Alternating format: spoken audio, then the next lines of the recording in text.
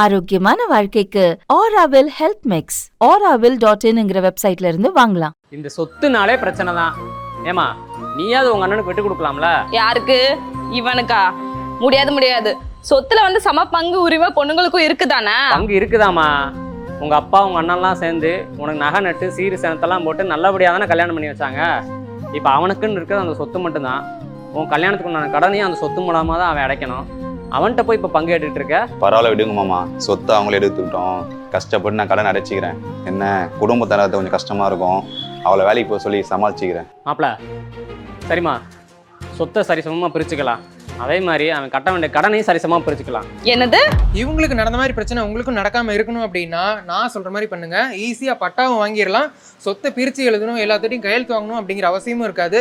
அந்த சொத்தை ரெஜிஸ்ட்ரேஷன் பண்ணணும், அதிகமாக பணம் கட்டணும் அப்படிங்கிற தேவையும் இருக்காது. என்ன பண்ணணும்? இப்போ பொண்ணுங்களுக்கு சொத்துல சரிசமமா பங்கு இருக்குது, அவங்களுக்கு பங்கு கொடுக்கணும் அப்படின்னு சொல்லி நாமளே நிறைய வீடியோல சொல்லியிருப்போம். அதுக்கான உரிமை சட்டத்தில் அவங்களுக்கு கொடுத்துருக்காங்க. ஆனால் நடைமுறையில் அது சாத்தியப்படுதா அப்படின்னா கேள்விதான். ஏன் அப்படின்னா இன்னைக்கு இந்தியாவை பொறுத்த வரைக்கும் ஒரு வீட்டில் பெண் குழந்தை இருக்குது, ஆண் குழந்தை இருக்குது அப்படின்னா ஆண் குழந்தையை வளர்த்து படிக்க வச்சு வேலைக்கு அனுப்பணும், அவங்களுக்கு சொத்துல பங்கு கொடுக்கணும். பெண் குழந்தையா இருந்தது அப்படின்னா படித்து வேலைக்கு அனுப்பணும், அதுக்கப்புறமா அவங்களுக்கு நல்ல இடத்துல கல்யாணம் பண்ணி வைக்கணும், சீர்வரிசை நகை நட்டு இதெல்லாம் போட்டு கட்டி கொடுக்கணும் அப்படின்னு சொல்லி தான் நினைப்பாங்க. அவங்களுக்கு சொத்துல பங்கு கொடுக்கணும் அப்படின்னு சொல்லி அப்பா அம்மா நினைக்க மாட்டாங்க. ஆனால் அவங்களுக்கு செய்ய வேண்டியதெல்லாம் செஞ்சிடணும் அப்படின்னு சொல்லி நினைப்பாங்க. இப்போ நாளை பின்ன அப்பா அம்மா இறந்துட்டாங்க, அவங்க பேரில் சொத்து இருக்குது, அதை பிரிக்கணும் அப்படின்னா வாரிசுரிமை அடிப்படையில் தான் பிரியும். அந்த சமயத்தில் வந்து பொண்ணுங்களை கையெழுத்து போடுறதுக்கு கூப்பிடுவோம். அப்படி கூப்பிடும்போது ரெஜிஸ்டர் ஆஃபீஸ் வந்து அவங்களும் கையெழுத்து போட்டு கொடுப்பாங்க, எனக்கு சொத்துல பங்கு வேணாம் அப்படின்னு சொல்லி. ஓகே, கையெழுத்து போட்டு கொடுத்துட்டாங்க அப்படின்னா அவங்களுக்கு ஏதாச்சும் ஒரு பணம் கொடுக்கணும் அப்படிங்கிறதுக்காக ஒரு அமௌண்ட் கொடுத்து அனுப்பி விடுவாங்க, அவங்களுடைய மன திருப்திக்காக.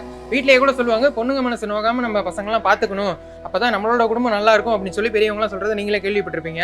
இப்போ இந்த சூழ்நிலையில அப்பா அம்மா என்னோட பொண்ணுக்கு நான் செய்ய வேண்டியதெல்லாம் செஞ்சு அவளை சிறப்பாக நான் கல்யாணம் பண்ணி கொடுத்துட்டேன், அவளுக்கு சொத்துல பங்கெல்லாம் கொடுக்கணும்னு அவசியம் இல்லை அப்படின்னா, இல்லை இந்த பங்கை வந்து என்னுடைய பையனுக்கு நான் எழுதி வைக்கிறேன், அல்லது உங்களுக்கு பிடிச்சவங்களுக்கு யாருக்கும் என்ன நான் எழுதி வைக்கிறேன் அப்படின்னா உங்களோட சொத்தை உங்களால் உங்களுக்கு பிடிச்சவங்களுக்கு எழுதி வைக்க முடியும். அதுக்கு பேர் தான் உயில் எழுதுறது. ஜென்ரலாக இந்தியாவில் சொத்து அப்படிங்கிறது ஒருத்தவங்க இறந்துட்டாங்க, அவங்க பேரில் சொத்து இருக்குது அப்படின்னா அவங்களுடைய வாரிசுக்கு வாரிசு சர்டிஃபிகேட் அடிப்படையில் பிரியும், அது சரிசமமாக பிரியும். இப்போ இவங்க நினைக்கிறாங்க, சொத்து உரிமையாளர் நினைக்கிறாங்க, என்னுடைய பங்குல ஒரு உயர்ந்த பகுதியை வந்து இன்னொருத்தவங்களுக்கு நான் கொடுக்கணும்னு விருப்பப்படுறேன், எனக்கு பிடிச்சவங்களுக்கு கொடுக்கணும்னு நினைக்கிறேன், என்னுடைய குடும்பத்திலே ஒருத்தவங்களுக்கு கொடுக்கணும்னு நினைக்கிறேன் அப்படின்னா உயில் எழுதலாம். இப்போ ரத்தன் டாட்டா இறந்ததுக்கு அப்புறமா அவருடைய சொத்துல ஒரு சில பகுதியை வந்து அவங்க வீட்டில் வேலை பார்க்குறவங்களுக்கு உயில எழுதி வச்சாங்க. அதே மாதிரியே கோவிலுக்கு வந்து நன்கொடையாக கொடுக்குறேன் அப்படின்னு சொல்லி உயில் எழுதி வச்சிருந்தாங்க சொத்தெல்லாம். ஸோ இந்த மாதிரி விருப்பப்படி எழுதிக்க முடியும் உயில் மூலமா. அப்புறம் பட்டா வாங்குறது ஈஸி, ரெஜிஸ்ட்ரேஷன் பண்ணலாம், செலவு பண்ண வேணாம், அலைய வேணாம்னு சொன்னேன் இல்லையா, அது உண்மைதாங்க. இப்போ ஒருத்தர் பேர்ல சொத்து இருக்கு, அந்த சொத்தை வந்து இன்னொருத்தர் பேருக்கு உயில் எழுதி வச்சிட்டாங்க அப்படின்னா, இப்போ சொத்து எழுதினவங்க வந்து இறந்துட்டாங்க அப்படிங்கும்போது உயில் யாருக்கு எழுதி வச்சிருக்காங்களோ அவங்க பேருக்கு சொத்து மாறிடும். அதுக்கு ஈஸியாக அவங்களால பட்டாவும் வாங்கிக்க முடியும். அதே மாதிரி ரெஜிஸ்ட்ரேஷன்லாம் பண்ண தேவையில்லைன்னு சொன்னேன் இல்லையா, இந்த உயில் அப்படிங்கிறத ரெஜிஸ்டர் பண்ணலாம், பண்ணாமலும் இருக்கலாம், ரெண்டுக்கும் ஒரே வேல்யூ தான் அப்படின்னு சொல்லி கோர்ட்டில் சொல்லியிருக்காங்க. ஒருவேளை நம்ம நாளை பண்ண ஏதாச்சும் பிரச்சனை வருது அப்படின்னா ரெஜிஸ்ட்ரேஷன் பண்ணிட்டோம் அப்படின்னா அந்த உயில் கொஞ்சம் ரெஜிஸ்ட்ரேஷன் பண்ணாததோட ரெஜிஸ்ட்ரேஷன் பண்ணது வந்து கொஞ்சம் வேல்யூபுளாக எடுத்துக்குவாங்க அப்படின்னு சொல்லி சொல்கிறாங்க. ஸோ ரெஜிஸ்ட்ரேஷன் பண்ணுறது பண்ணாதது உங்களோட இஷ்டம், ஆனால் ரெஜிஸ்ட்ரேஷன் பண்ணிக்கிட்டீங்கன்னா கொஞ்சம் நல்ல விஷயம். உயிலை ரெஜிஸ்டர் பண்ணுறதுக்கு வந்து மற்ற பத்திரம்லாம் ரெஜிஸ்டர் பண்ணுற மாதிரி அவ்வளோ செலவுலாம் ஆகாது, கம்மியாக தான் ஆகும். அதே மாதிரியே மற்ற பத்திரம்லாம் ரெஜிஸ்டர் பண்ணோம் அப்படின்னா 4 மாதத்துக்குள்ளே ரெஜிஸ்டர் பண்ணிருக்கணும்னு சொல்லுவாங்க. அதாவது கையெழுத்து வாங்கி 4 மாதத்துக்குள்ளே. இந்த உயிலை பொறுத்த வரைக்கும் எப்போ வேணுமா ரெஜிஸ்டர் பண்ணிக்கலாம். இப்போ உயில் எழுதினவங்க இறந்துட்டாங்கன்னா கூட அதுக்கப்புறமாவும் ரெஜிஸ்டர் பண்ணிக்கலாம் அப்படின்னு சொல்லி இருக்குது. இதுக்கு எந்த ஒரு டைம் லிமிட்டே கிடையாது. அப்புறம் சொத்தை விற்கிறோம், இப்போ உயில் எழுதியிருக்கு, என் பேரில் ஒருத்தவங்க எழுதி வச்சிருக்காங்க, அந்த சொத்தை நான் விற்கிறேன் அப்படின்னா அந்த உயிலும் பட்டாவும் இருந்தால் போதும், ஈஸியாக நம்ம அந்த சொத்தை விற்கவும் முடியும். சரி, இப்போ உயிலை வந்து ரெஜிஸ்டர் பண்ணியிருக்கணும், கோர்ட்டில் ப்ரூவ் பண்ணியிருக்கணும் அப்படிலாம் சொல்கிறாங்களே, அது என்னன்னு கேட்டிங்கன்னா, இப்போ கோர்ட்டில் எப்போ ப்ரூவ் பண்ணோம்னா ஏதாச்சும் உயிலில் பிரச்சனை வருது அப்படின்னா, இந்த டிஸ்ட்ரிக்டை பொறுத்த வரைக்கும். இதுவே சென்னை மாதிரியான பகுதியில் கண்டிப்பாக ப்ரொபைட் அப்படின்னு சொல்லி பண்ணியிருக்கணும்.